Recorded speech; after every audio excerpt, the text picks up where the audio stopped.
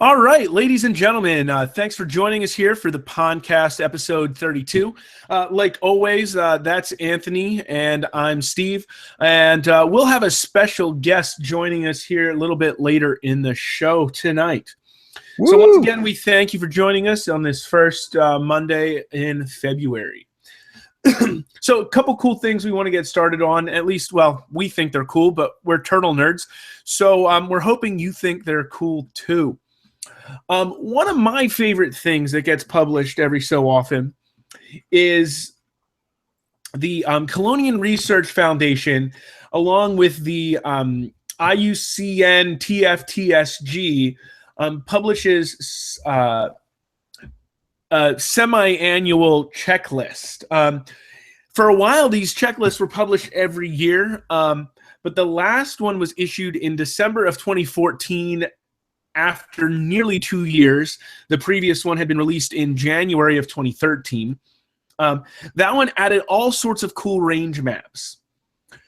Well, we're now 2.25 years removed from that release, and I've received an email recently from Anders Rodin that the next checklist is going to have vastly more detailed distribution maps. They're also going to be including photos of most species, in addition to type locality data for many of the taxa. And they're also even going to issue this version of the checklist as a standalone book that is, I believe, going to be like hard printed as well, which is kind of cool too, if you like nerdy turtle book things. But anyway. Really cool. I love nerdy turtle book things. Were you talking to me? I'm sorry. I thought maybe you were. You're a nerdy turtle book guy. So am I. I am. I really like books. That's really cool. And I think it kind of stinks. It's been over 2 years, but like, you know, I'm sure it'll be worth the wait, and you know, make it worth our while. I'm sure. And maybe that's just us being optimists. But I really do enjoy, and one thing that's really cool is we have a website. Obviously, most of you probably know that we have a website, and on that website there are some educational resources for people to use when they're doing their research or trying to figure out what's out there. And one page that we have on our website is actually a list that's based on the newest checklist, so you can access it very easily and see, okay, what is the newest scientific classification of whatever. Like, okay, has it changed? Are southern painted turtles definitely their own species? Are they still considered by some to be their own and considered by some other people to still be a subspecies of painted turtle? That sort of thing. And here's the page right now. So I find myself all the time coming back to this, and I'm so happy. This is all Steve, 100%. I'm a nerd, but his nerddom trumps all, and his abilities are so impressive and wonderful. And this is really one of the best resources out there. For this, we basically take their checklist and turn it into a searchable table. So things are in a different format that are easy to search, but there's also a link here to the original document as well, so you can get extra information there. Many of you know about our native species maps as well, and so our map data comes from the checklist as well. So we take their work and turn it into something interactive for you as well. So that's a couple ways that we use the checklist and help, you know, kind of do some neat things with it. And, you know, it's one reason we get excited by the checklist. This one's obviously going to be pretty hardy considering all the information that's going to be in it.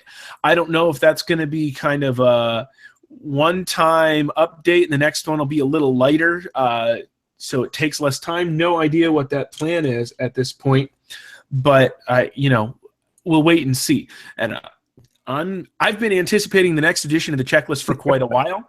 You have. So we're already partway through February, so we'll see how long it is. I always enjoy getting to talk with Peter Paul Van Dyke at the annual conference, since he's one of the big people involved with putting that together. Yeah, and that's what's I think cool about hearing you talk about it, Steve, because you're so passionate about it, but also you kind of have a little bit of inside info because you care about it so much. So you pay attention when little bits of information go around, or you're maybe looking for little bits of information, things like this. So, what type of changes do you anticipate? I mean, can you even answer that question, or are there Um, certain species that you think are already know are going to be split up, or anything like that? he and I had actually talked about the box turtle conundrum a bit in August, and I think we mentioned that maybe in the September episode of the podcast, or October, so whichever one was the first one we did after the conference. And one of the folks who's been involved with some of the box turtle stuff is now on the team that's putting the checklist together, but they weren't even sure which way they were going to go with that stuff last I talked with them. So it'll be interesting to see what comes up, what's next, so to speak. I really don't know what to expect as far as specific changes, other than maybe some of the more obvious ones that have already been out there. Although, for a while, a lot of people were starting to break Kinisternin into Cryptocoles, except it seems like there's some going away from that. So I don't even know that that's going to have made it into a checklist at any point. When he says Kinosternon, he means the mud turtles. Right. The mud turtles, the turtles that live in the mud. The American mud turtles as opposed to the African mud turtles. Right. Right. And when you were talking about box turtles, how to handle the box turtles, do you mean like North American box turtles as well? Yes, North American box turtles, the terrapene or terrapene, depending on, which Latin version you like. Right. Get into that whole conversation again? No, we probably don't need to. Anything else as far as maybe like Western pond turtles or European pond turtles or African muds? I have a hard time keeping track of all of the possibilities because it's not easy to track all the newest publications between the cost of subscribing to some of these things, et cetera. So that's another reason why I really like the checklist and really enjoy the checklist. It's kind of a way to catch up on all of that stuff and read. And at the back end of the checklist, there's always commentary about the decisions they've made in their process, so that you can kind of get a deeper understanding as to why they went direction. Maybe they went left with this version instead of going right, and they kind of explain some of that, which I always appreciate that because it helps give me a deeper understanding of what's going on. Very cool. Can you give me an example of that in the past? In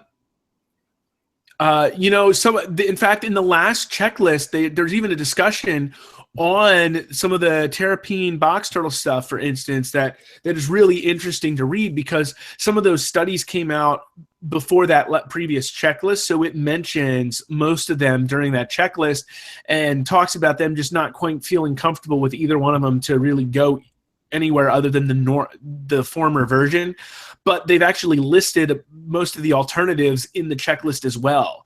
So that's just one example. That's really interesting. That's cool. Yeah, so I think, having everything in one place, like one trusted source that you can just go to. And like I said, that's why I love the page that you created.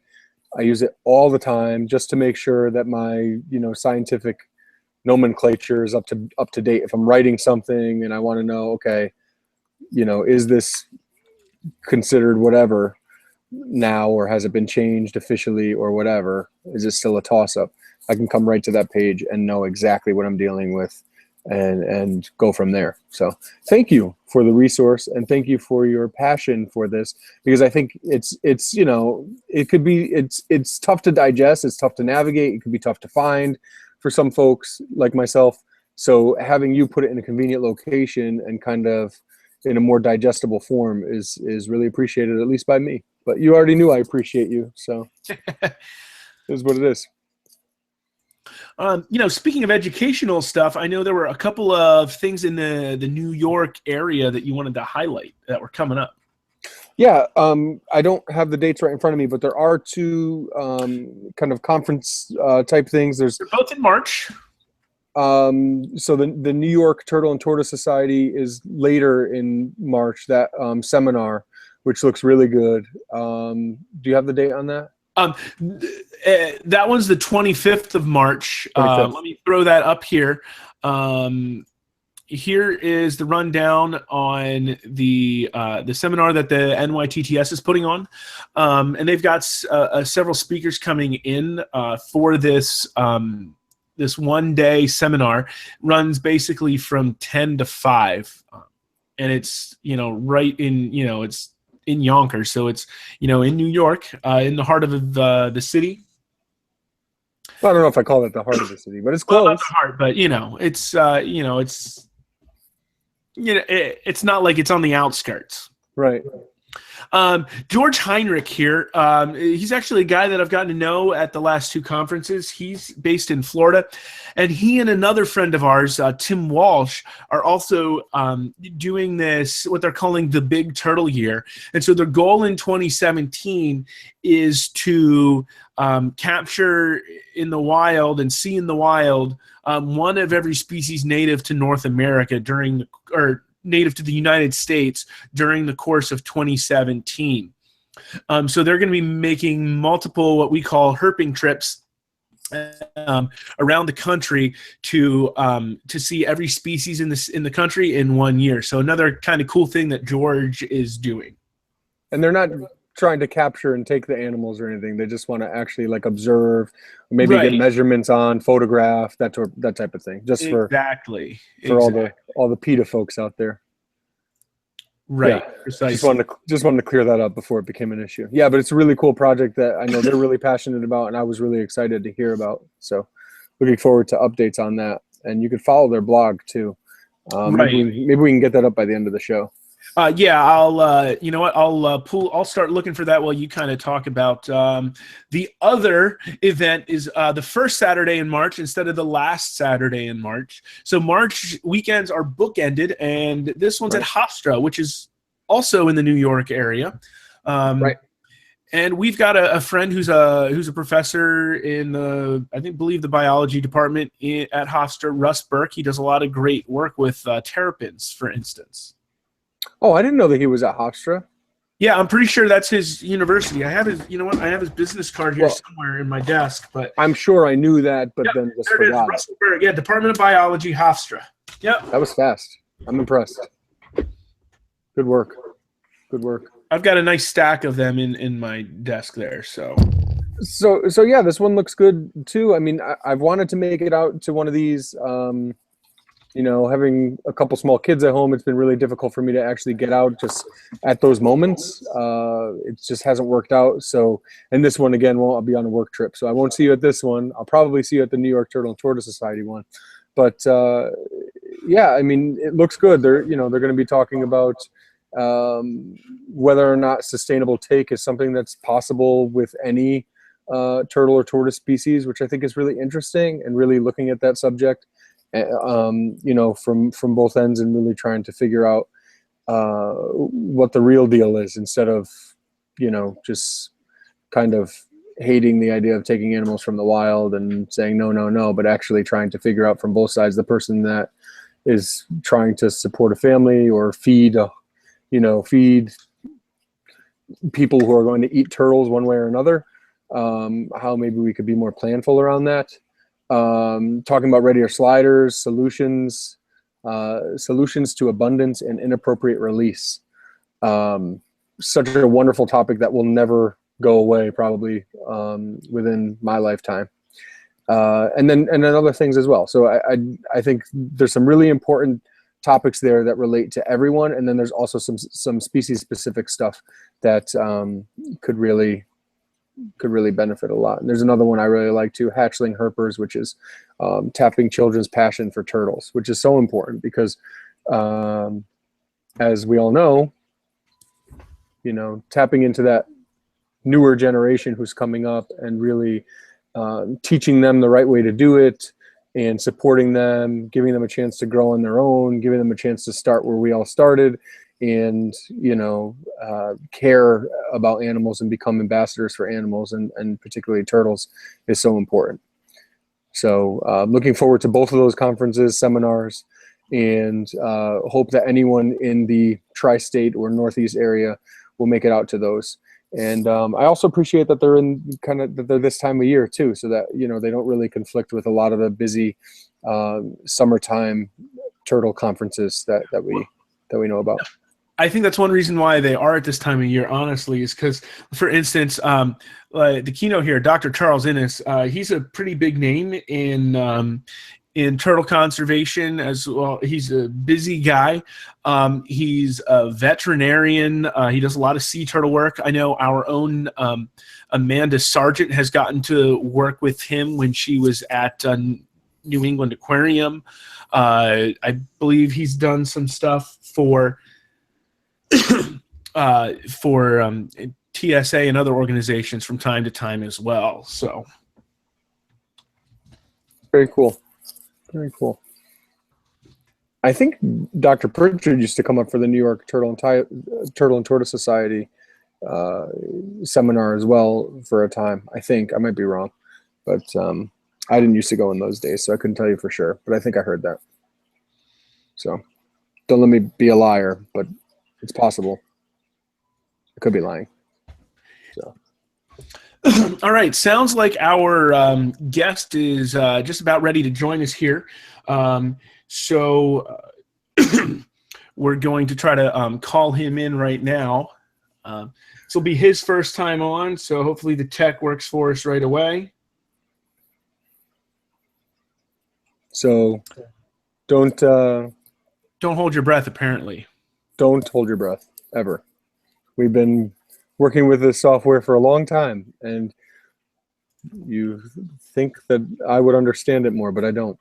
So just speaking from my own experiences, it's difficult, and that's why Steve does it. And I also know now that I'm very dumb, and that's also why Steve does it.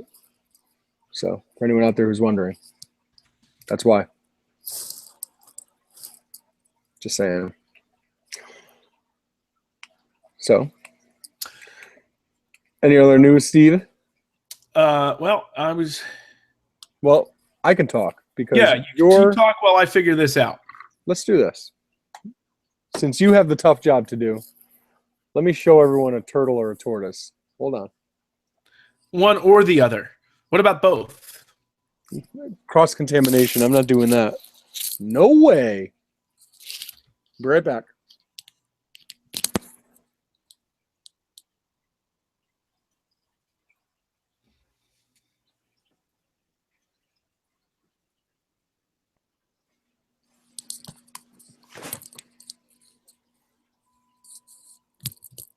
I'm back. So I don't think I ever showed one of these off before necessarily, and maybe I have. I'm not sure. I know I've showed a Galbinifrons before. I think I've showed a Japonica before. Of course, he doesn't want to come out of his shell, but this is an adult male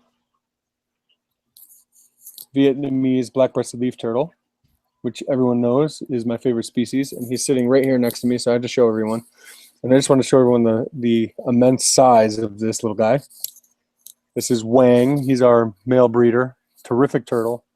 And we're not sure exactly how old he is, but been around for a little while. And you can see that some turtles stay pretty small and probably are better in captivity than others. So there you have it. And sorry he's sleeping. But Eric is awake, so good segue. All right, so we've got tech working. Let's give a warm welcome to our guest, Eric Muncher. Eric is a good friend of ours. We spent some time out in the field together. We've spent some time drinking and eating together in several different cities at this point. So, Eric, one of the reasons I wanted to bring you on is because of all the cool work you're doing with the organization that you helped start, the North American Freshwater Turtle Research Group. So while we could talk about that, you can probably talk about it a whole lot better. So why don't you just kind of introduce yourself and your organization to our viewers tonight? Uh, I'm not hearing you for some reason. Are you muted? Is there a mute button?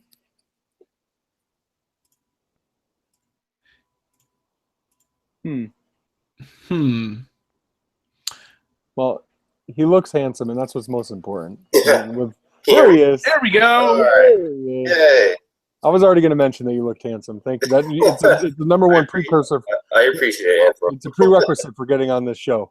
All right, so let's give that another go.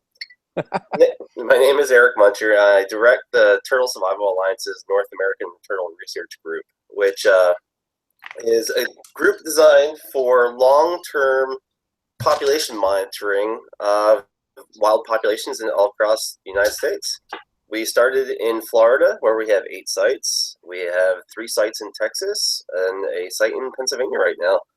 And our goal is to catch as many turtles as possible, every species that we come across, and to monitor that population through time. Some of our turtle sites in Florida, we're up to 17 years worth of continuous data right now, every year. And the program is a citizen science and undergraduate research program where we get students from across the country, and we get lay people who have nothing to do with biology, to come in and volunteer their time because they have a shared passion with turtles, or they just want to get in the field and experience what we do on a yearly basis. And open up the whatever questions people may have.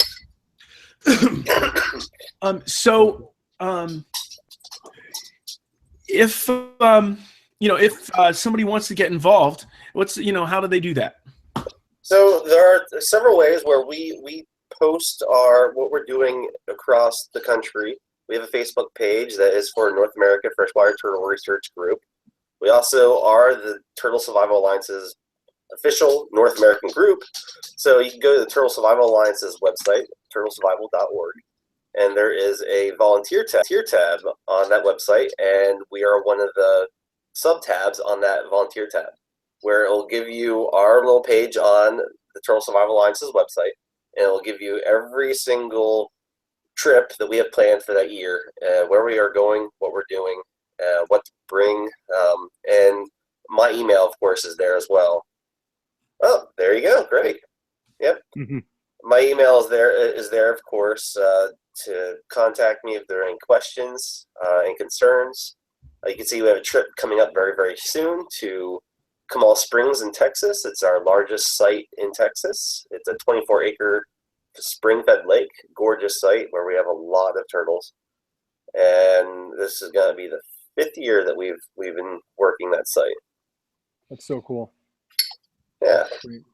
So are you looking for anyone in particular when it comes to volunteers? Are you looking for people who are physically fit and could jump on the back of an alligator snapping turtle? Are you looking for people who have certain experience if the species you're looking for are endangered?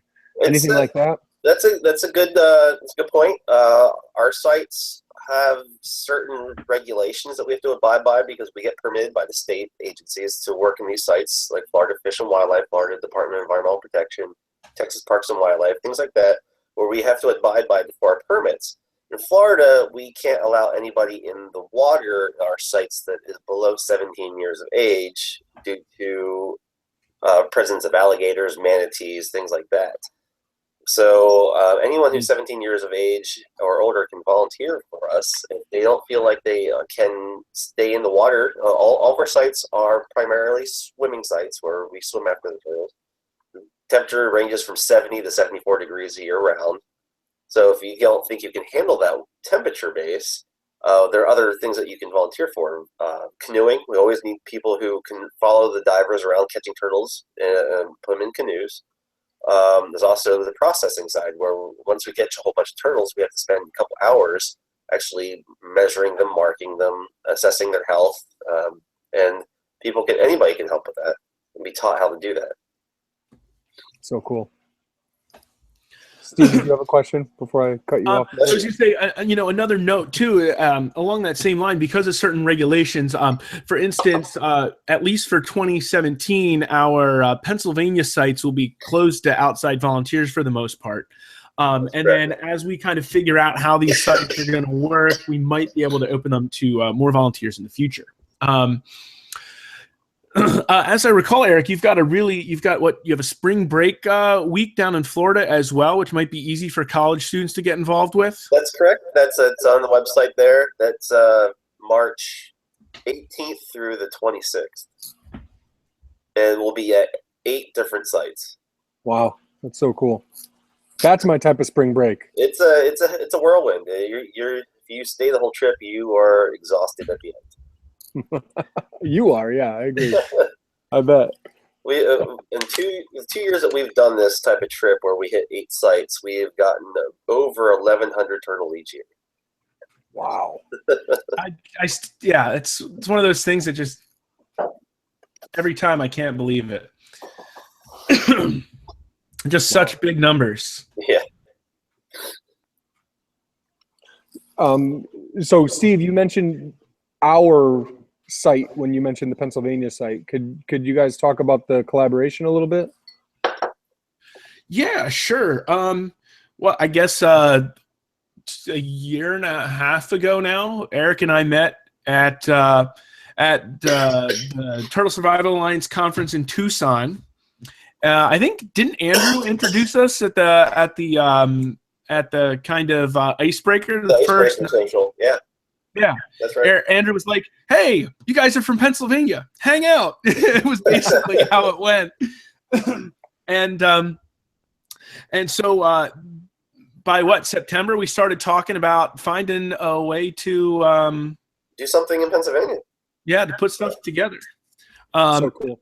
Yeah, we brought in Jordan Gray, who many of our followers and viewers are familiar with. He's been on our podcast.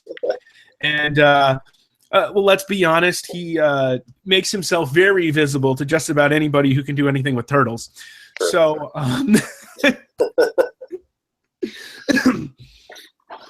so we just figured so we started talking, we started looking at satellite imagery and all sorts of other stuff to find a place where we might be able to find some good populations of wood turtles, and it kind of, blossomed from there, I guess. Yeah, it was designed to, I'm getting feedback. You guys hear that? Yeah, I'll turn my volume down a little bit here, and you can probably do the same there. That'll hopefully take care of it. Yeah, it was a collaboration that was designed to get the best of both worlds. Where my group had a ton of experience with field work. You guys have a ton of experience with that particular species. I had not caught very many wood turtles before, and I think it was just a perfect grouping, and hopefully a very nice long-term project. Oh, definitely. Between Chris's overall experience, that's Chris Leone, our of the Turtle Room, overall experience with wood turtles, both raising them and just kind of knowing their behavior, and Andrew Wald, who is the executive director of the TSA. Didn't he do his master's work or something like that with wood turtles up in Canada? So he was actually out in the field with us last fall and had an absolute blast. Joining us out there as well, and getting his experience and knowledge out there into the field too. Yeah, that was a good time. Great time. Best time ever. I think my whole neighborhood knows I had an awesome time. I'm still talking about it. Mrs. Jenkins walks her dog outside and I'm telling her about it. Hey, I won't shut up about it. Just saying. So I had another question too, and I know we're talking about I can't wait any longer. Okay, I'm like a kid on Christmas right now. Can we talk about the experience with the Florida snapping turtle? Do you know what I'm talking about? The experience that you told us about? Do you remember? I'm sorry. I know. Is that too embarrassing? Did I put you on the spot? No. You mean the one that broke my thumb? Yes, that one. Was that a snapper or a softie? That was a snapper. Oh, it was? Okay. I'll never forget it. No, Yes. we also talked about how soft shell turtles are are the most ferocious. Oh, they are. Yeah, that's the worst bite I've ever had. But this story was particularly about a Florida snapper. If I In remember. 2010, when the TSA was first starting to podcast with Steve and Anthony, Jess says hi. Hi, Jess. Hey. Thought he was talking to himself in here. My wife thinks the same. It's okay. Talking to himself about turtles again. 2 months ago, Eric Good walked in on our podcast. He practices like that, right? It's true. So in 2010, when TSA was first starting to vet whether or not they wanted us as a part of them, they at first asked if they could have the conference's field trip, the first ever field trip, as our study site in Orlando. I remember that, by the way. I just want to say I remember that. I wanted to go so bad, and I didn't, and I'm not as upset now because I feel like I'll get other chances, but I was really upset that I couldn't make it. So continue. Sorry. I think we had like 22 people show up total. It was crazy. And we ended up getting about 115 turtles. Everyone had a blast. We caught a snapping turtle, 42-pound snapping turtle that ended up being a recapture from 2002. And in 2002, he was just a little guy. Oh, and, wow. He gained a bunch of weight, got big, and I was going through the typical measurements and everything that we do, and he got a hold of my thumb and broke it. Oh, all the TSA people are watching. That's the part that kills me because they're all watching. You're trying to you've got this like this corporate affiliation. You're about to marry up, and all that type of red tape and like courting and everything that goes through that comes with that. Yep. And now right in front of everybody, and you have to play it off like it doesn't hurt or something. Oh, that was great. My mentor, Dr. Brian Hegg, was right behind me, and I just let the turtle go, and he's like, "Oh, great, it's bad." He let the turtle go. I didn't say one word. Oh my gosh, I don't even. Someone would be. Someone had to be filming, right? No camera phones. Were the camera phones? 2010. Of course. Thankfully. Not as much. Yeah, no, and they weren't good quality either. Yeah, not good quality for like video. Could you imagine today? There'd be like 17 different videos on YouTube of like. You're right. Idiot gets his hand bitten by snapping turtle. No offense, but that's what it would say on YouTube. I'm just saying, if you watch YouTube, yeah, they'd be like, "Oh my gosh, why is he doing that? Leave the turtle alone." Yeah, it's science, people. It's science. It's science. Gosh, I'm sorry. Just saying. Preaching to the choir.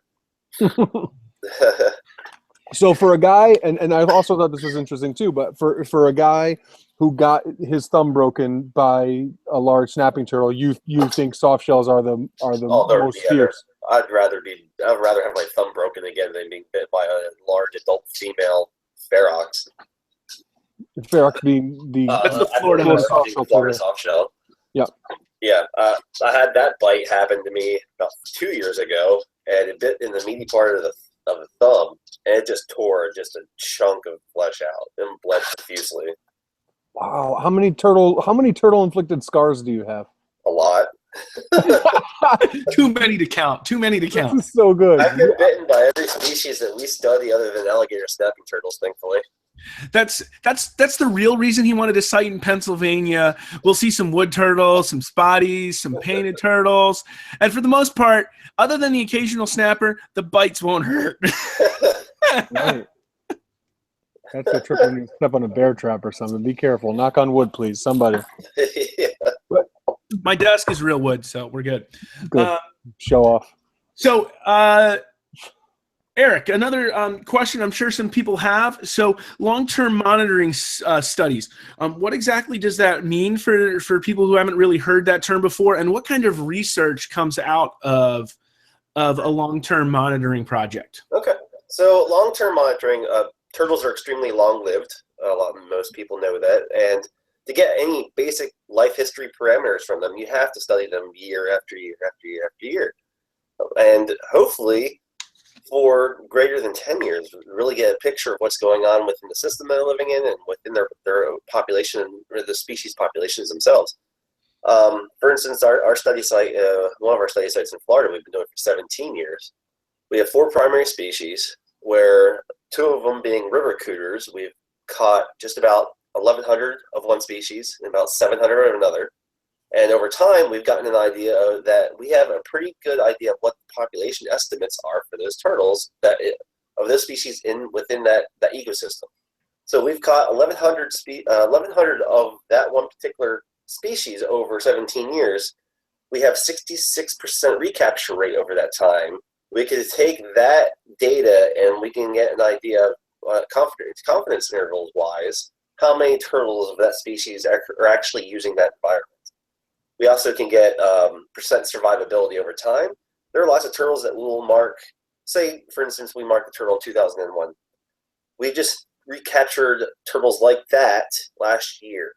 We've not seen them in 15, 16 years. Wow. But they're still alive. They're still the same turtle. So that's showing extreme survivability over time, which is what you want to see. We also can get an idea of growth analysis over time. A lot of the research we're doing right now is actually growth curves on the river cooters of Florida, where we're seeing extreme growth, a lot faster than you would think, on the upwards of almost doubling their body size in a year. Wow. One would think that the warm spring water probably has to play a role in that, correct? Yes, and that it has to. It's a year-round growing season. Wow, that's so interesting. And I think we breached this topic on a previous podcast. One of the more unusual research bits that came out of some of your work is, what is the best bait to catch a turtle with? Perfect, Steve. I didn't even think about that one. So good. The best bait to catch a eastern musk turtle, I haven't tested on anything else, but we have statistical proof, at least at our Texas sites, that our musk turtles love buffalo chicken. Buffalo chicken. Who thought that their favorite food is my favorite food, right? I mean, come on. Well, the story behind that is there was one of my research partners in Texas and I were walking on by this little 12-year-old kid who was hand fishing with his lunch. He was putting a buffalo chicken wing on his hand line, dipping it in the water. We walked by him and he's like, "Oh man, not another turtle." And of course we turned around like, "What?" And he's like, "I've been catching turtles all day." So we put another chicken wing on the line. He puts it down, and sure enough, there are like half a dozen musk turtles fighting over the chicken wing. Wow. So cool. What all baits did you test during this study? We did cat food, sardines, potted meat. Let's see here. What else? Raw and fried chicken. Yeah, 2 different kinds of cat food, wet and dry. Sardines, of course, because sardines has been used by every turtle biologist there is. And interestingly enough, buffalo chicken just hands down beat it. Wow, so cool. So what's the thought? Basically something that is more pungent, or I need to try just a bag of buffalo sauce versus the buffalo chicken to see if there's something within the sauce. Oh, that's a good point. Yeah. So a lot of those are like oily, greasy, heavy, really flavorful food items.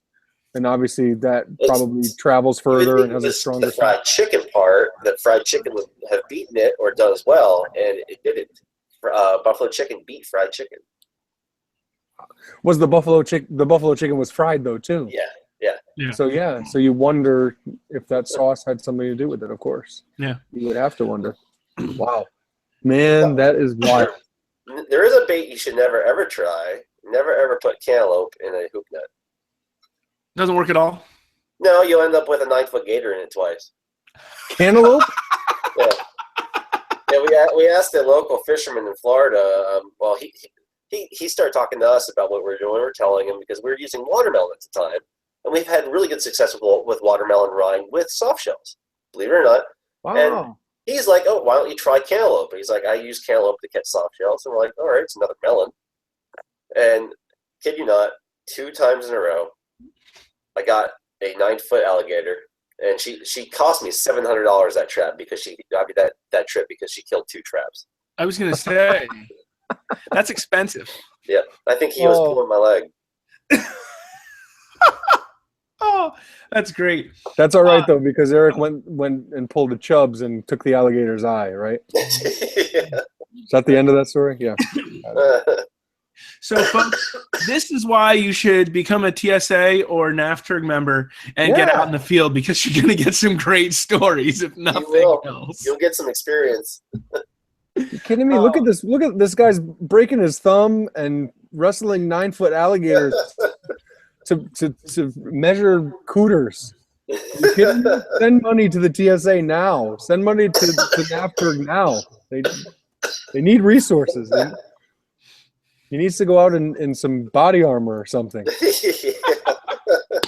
Honestly, I feel like on the orca in Jaws, when Hooper is like when he has to make up the broken heart thing because he just runs out of turtle injuries. I don't have enough turtle injuries, man. I feel like I can't even be in this conversation. It's not cool. Oh, man. So one of the other things we wanted to start doing is kind of highlighting a single species for each podcast. And the one that popped into my mind as I knew Eric was coming on and I knew some of these stories was actually the stinkpot, partly because of the buffalo chicken thing, partially because Eric has seen stinkpots in how many different sites in several different states at this point, and can actually kind of talk about some of the differences he's seen as well. So for those of you who aren't familiar with the stinkpot, also known as the eastern musk or common musk turtle, they're native to the eastern half of the United States, all of the country east of the Mississippi pretty much, up into Canada, and they even go west of the Mississippi about halfway through Texas or so, give or take, and north from there. Yeah. So they're generally a small turtle. They eat clams, mollusks, buffalo chicken. Yeah. Generally they're a carnivorous species, or even a molluscivorous species more than they are omnivorous. But Eric could probably speak a little bit more to the diet he's seen in these guys as well. They're relatively easy to care for. So for those of you looking for a first pet turtle, they're small even to their adult life. So we do recommend them as a first pet turtle, and they're really tiny and fun to raise up too. When they're hatchling. In fact, connecting to our some previous videos, there's a video of ours on YouTube somewhere like smallest hatchling ever or something like that, and that's a baby eastern musk turtle from Connecticut. Yeah. A lot of babies you see, a lot of baby turtles you see like size of a quarter. We're talking like nickel or dime with a stinkpot. So really, really freaking tiny. That's cool. So please go ahead. No, Anthony, you got it. Well, the name of that video is Smallest Turtle Ever ? Because I didn't have the backbone to say smallest turtle ever, and it probably wouldn't be fair. So, and it's not the smallest turtle ever. So there was a question mark there. It's important. It's an important clickbait type maneuver that you have to be familiar with on YouTube, just in case any of the watchers, viewers are wondering. So if you, Eric, can tell us a little bit about your experiences and some of the differences you've seen maybe in stinkpots from one locale or one part of the country to another. What's really interesting is we've been studying that species for 17 years in Florida, and as Steve said, they're a very small species. What we're seeing in Florida, they get maybe 80, 85 millimeters carapace length.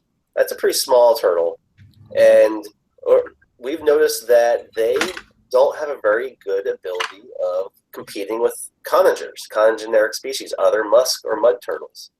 So when they're in the presence of, say, the loggerhead musk turtle, they are even smaller than what you would expect to find them as, and they're pushed to peripheral habitats. They're pushed to lesser quality habitats. What's really interesting in that we can actually kind of test that is when we go to our Texas site, that has no congeneric species whatsoever. It's at the very western range of the limit of their range. We're seeing that species is as big, if not bigger, than the loggerhead musk turtle or even the razorback musk turtle, Stenotherus carinatus. We have eastern musk turtles in Texas that are 130, 135 millimeter carapace length.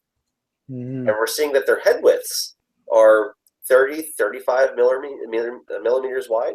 I mean, that's the head width of a loggerhead musk turtle. That's extremely large for a eastern musk turtle.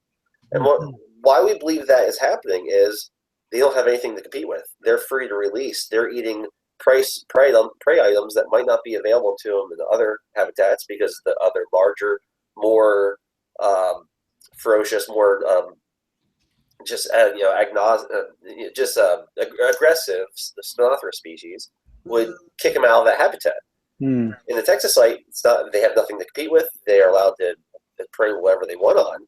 But what's also really interesting at that site is they have an abundance of invasive species. Invasive snails dominate our lake there, and we have actually documented them eating 3 species of invasive snail there, including a giant ram's horn snail that's the size of $50.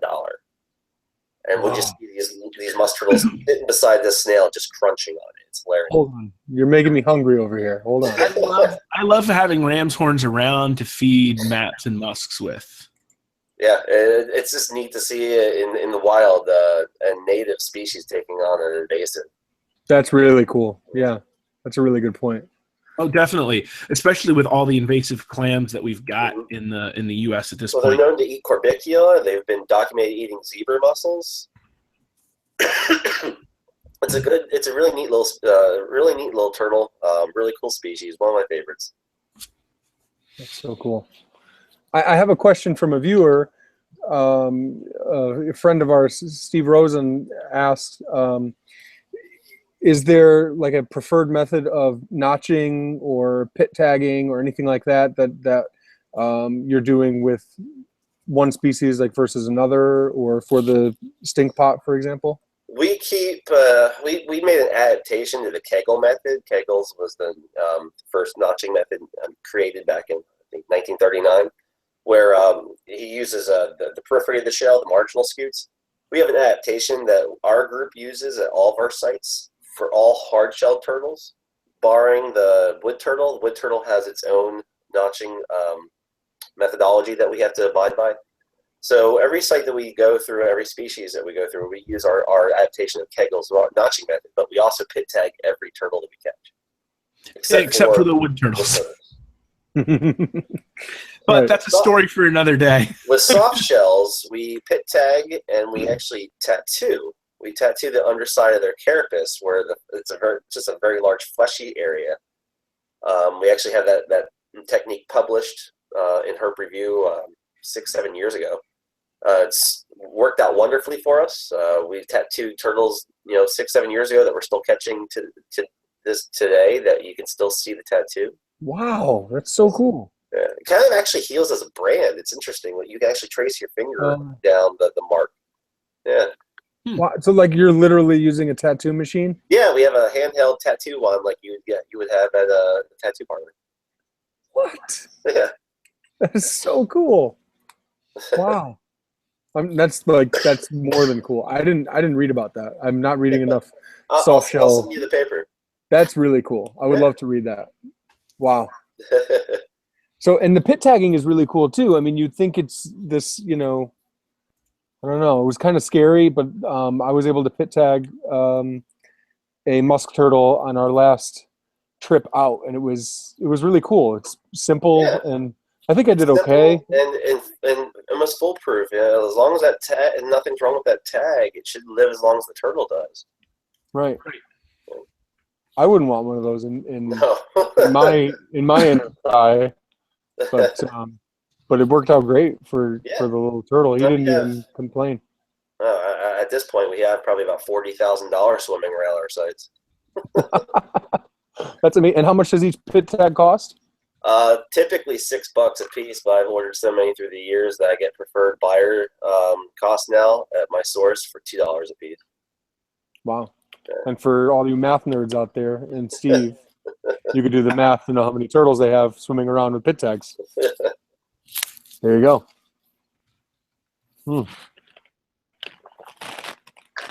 So you talked about being able to figure out how successful a site is based on, like, when you're finding, you were talking about the cooters and how you were finding them maybe 15 years, 17 years later.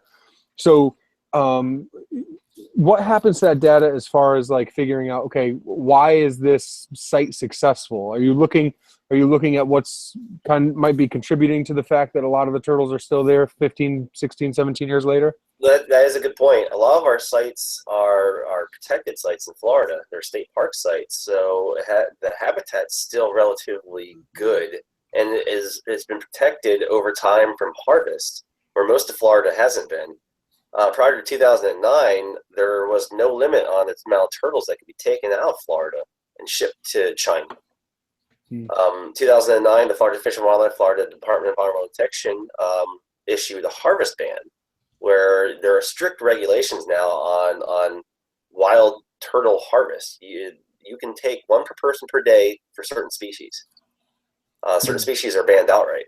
Snapping turtles being one of them, cooters being another, because of there's a actual protected cooter in Florida, the Suwannee River cooter. It's a species of special concern in the state. Diamondback terrapins and things like that. So our goals were to assess healthy sites over the life of the turtle to see exactly what an actual viable population looks like over time, and then be able to compare that to less protected habitats. So what we're doing now is trying to get everything possible out of the data sets that we have, publishing population estimate papers, publishing growth papers, dietary stuff is coming next, home range analysis. We got big grants. We won one, and we're going to be submitting other ones for home range analysis on the cooter species, because we've actually witnessed them moving great distances on our sites. We have 2 sites in the Orlando area that are 11 river miles apart, and we have caught 13 turtles that were marked at one or the other over the last couple of years. Wow! So in those 2 sites, we have marked almost 4,000 turtles, but we don't know where they nest still. So we're hoping that home range analysis and things like that will open up a whole bunch more studies and more life history understanding for them. That's so interesting. We talk all the time about how it's something we brought up on this show many times, but how folks think, well, we've got wooded area over there, or we've got protected area over there, but there's all fragmented and segregated and everything by these roads that kind of run right through the middle of them. And obviously, I mean, we're talking about rivers, but these turtles all nest as well, and they come out on land, and they travel over land as well. So when you see these home range numbers and how far turtles travel, it can be incredible. We have other sites up in the Suwannee River where we have caught one turtle that somehow made it almost 66 river miles from one site to the other. It was during a flood or what. We have other ones up there that went 13 river kilometers back and forth in 1 year. It was caught in one site, marked, caught the other site a couple months later, and back to the original site a year.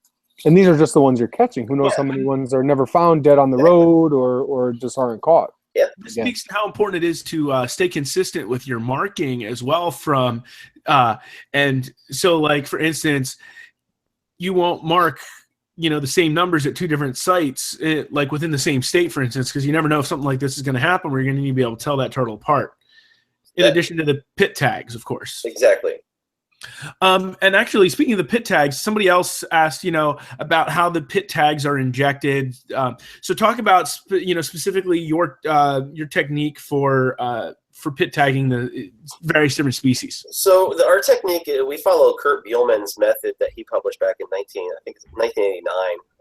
I could be wrong on the date, but it's injected into the leg cavity. When you turn the turtle upside down and it's actually resting on its carapace, all the major organs and everything flatten out, and it opens a cavity right where the rear legs are. You take a rear leg out and just insert the needle just barely in and inject that pit tag into the body cavity.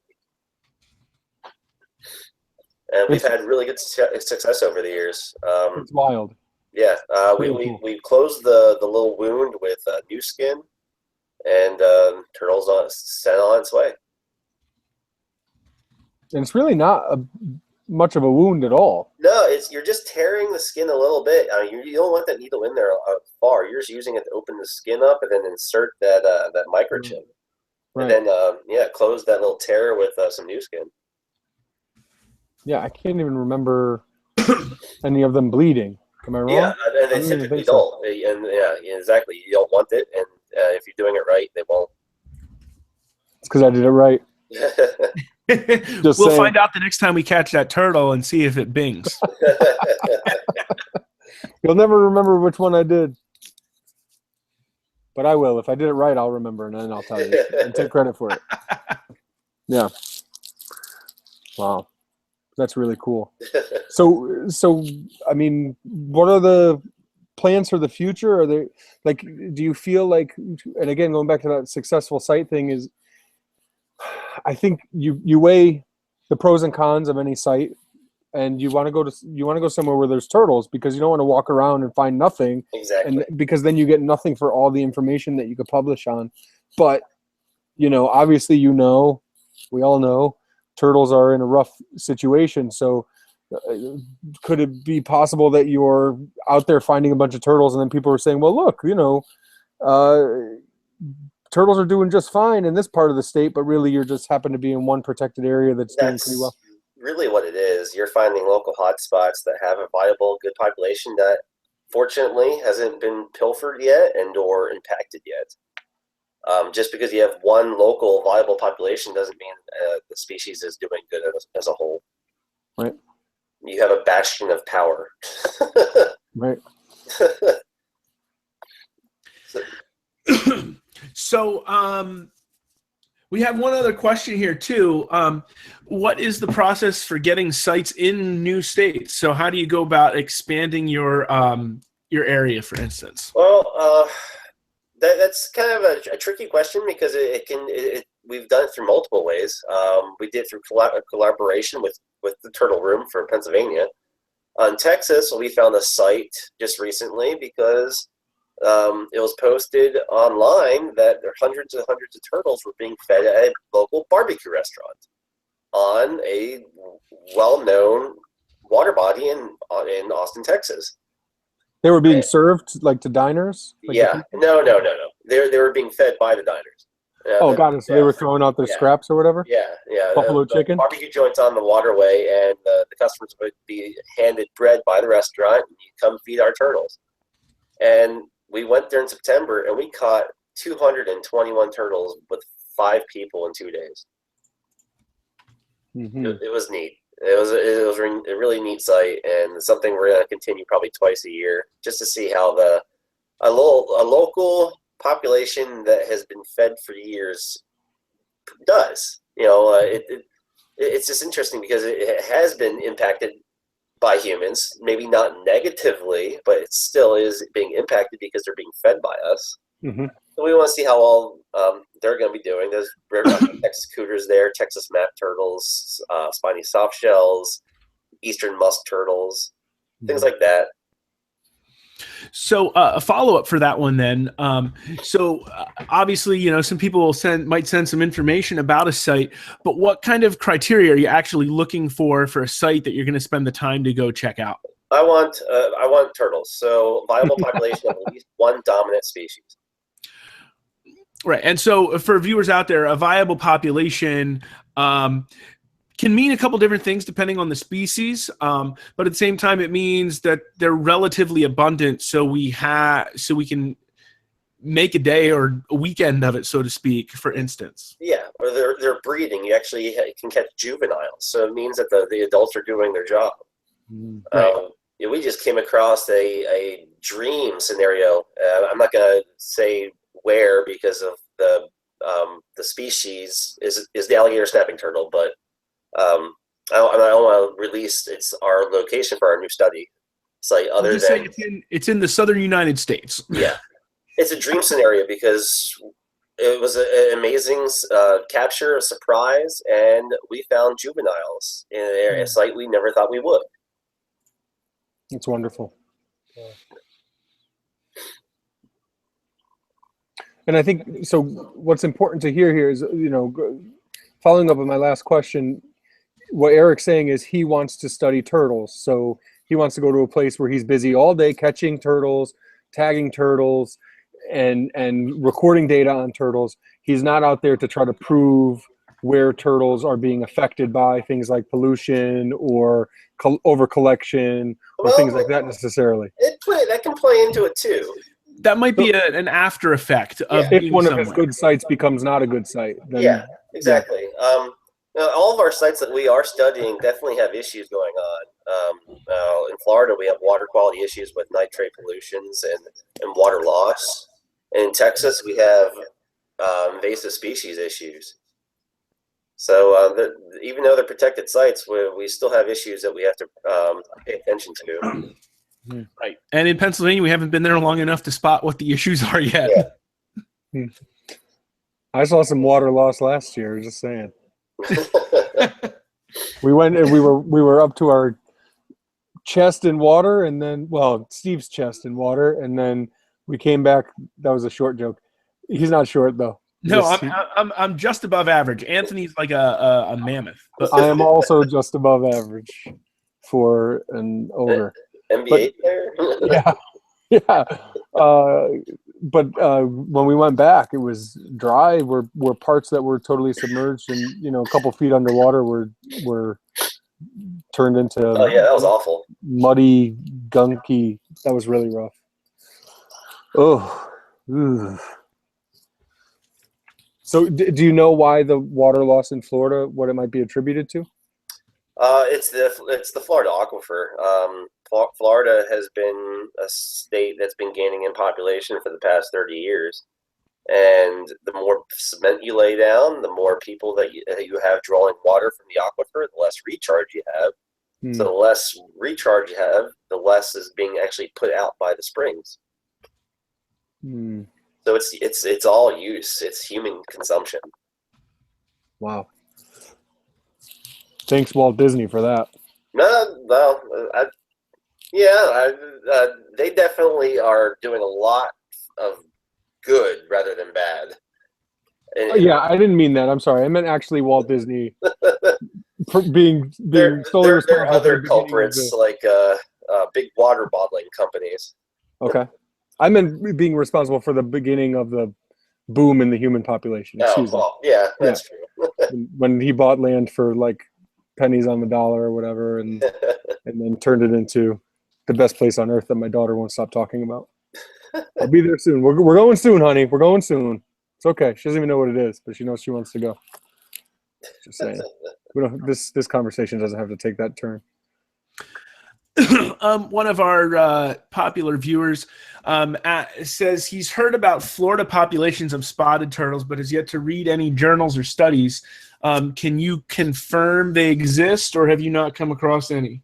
I personally have not come across any, but I know for a fact that there are at least 7-8 county records within the state of them, and I do have a friend of a friend who is actually currently studying them in Georgia and northern Florida. Wow. So if there's an actual study currently going on, there has to be some turtles. They're just not in it's not the turtle species that we would find because our Florida sites are actually freshwater springs. So it's not the correct habitat. Right. Wow, that's really interesting. They have to be like a totally different turtle than what we find up here. Yeah. It's like the southern bog turtles. The bog turtle that you find in Georgia and South Carolina, the bogs up there are way different than the bogs you find in Pennsylvania and Jersey. Right. That's so cool. In some ways, that loops back to one of the things we started with. The new checklist from the IUC and TFTSG is going to talk about some locality data. I don't know exactly what they're going to be talking about, but there's one instance like the turtles that are in Texas, so the same species that are in Florida, that are in Pennsylvania, Connecticut, all have differences with their appearance. So just kind of cool how regional they can be, even though they're the same species. Man. We're gonna have like 16 different subspecies of stinkpot soon. I don't know that they're that different. I hope to have one at our Texas site. That'd be pretty cool. Right. Oh yeah, especially with the big heads there. Yeah. Yeah, it'd be interesting to do the genetic work and see if it's simply a diet and muscle-based thing, or whether there is some genetic change that's happened as a result. It's just interesting because they have a date when that giant ram's horn snail was released, and it's only been in that lake for maybe 30 years. Wow. That's not that long of a window for, I would think, phenotypic plasticity to take hold. But, Right. Yeah, I would agree. yeah. But maybe one day we will have Sternotherus odoratus muncheri. That would be awesome. How do we lobby for that? If we do nothing else, how do we lobby for that? So Eric's gonna write the paper, and we're just gonna lobby. That's all we're gonna do. We dedicate ourselves to the cause. Email the people that need to be emailed. I'm down. I don't know about you guys. Well, I don't have any questions over here anymore from viewers. I don't think. Scared them all away. Good job, Anthony. We brought up the checklist again. That's where we lost them, Steve. Oh yeah, maybe. People don't like checklists. But so Eric, really glad having you Yeah, on it was with us good. Fun, tonight. guys. Thank you. Really, really good time. You've got lots of work coming up within the next month and a half, so I was really glad to get you on and kind of, pimp some of these things out for you. So hopefully you get some people donating some money and maybe even showing up down to your spring break trip to lend a hand. That'd be cool. Get some great stories. Steve, did you say pimp? I did. Oh, man. Excuse me, man. Woo. You'll know Eric. You'll recognize Eric by the Turtle Room hat that he always wears on his head. So grateful for that. So grateful. You guys are welcome. I love the hat. Oh. Yeah, we are the official hat provider of the North American Freshwater Turtle Research Group. Several of their staff wear our hats regularly. We don't want all their volunteers coming after us now for free hats. No way. Just the big wigs. Just the guys writing papers. All right. So, ladies and gentlemen, thanks for joining us, and we'll sign off. The next episode will be Monday, March 6th. Have a good night. Have a good night, guys.